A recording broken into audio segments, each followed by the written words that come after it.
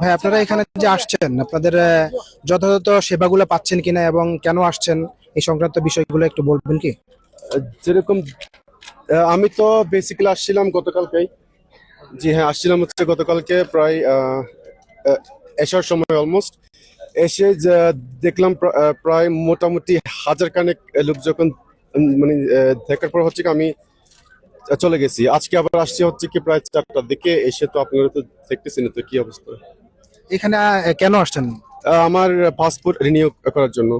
আপনার কাজ কি সম্পূর্ণ হয়েছে? না না না, এখনো তো হয়নি, তো প্রায় তো 3-4 ঘন্টা তো অলরেডি তো অপেক্ষা করলাম। যদি কপালে থাকে ইনশাল্লাহ দেখা যাক। এখন বর্তমানে আপনারা কি চাচ্ছেন? ভাই দেখতেছি না তো, মানে একটু সুস্থ ভাবে যাতে আমরা জাস্ট আমাদের পাসপোর্ট, যে আমাদের যে বেসিক অধিকারগুলো আছে সেগুলো যাতে পাই, জাস্ট এতটুকুই।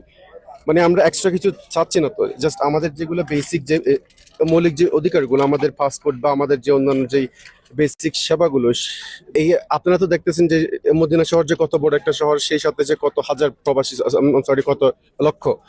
হ্যাঁ মানে এই এতগুলো মানুষকে হ্যান্ডেল করার জন্য তো মিনিমাম তো কিছু এরকম তো সেবা তো বাধ্যতামূলক, রাইট?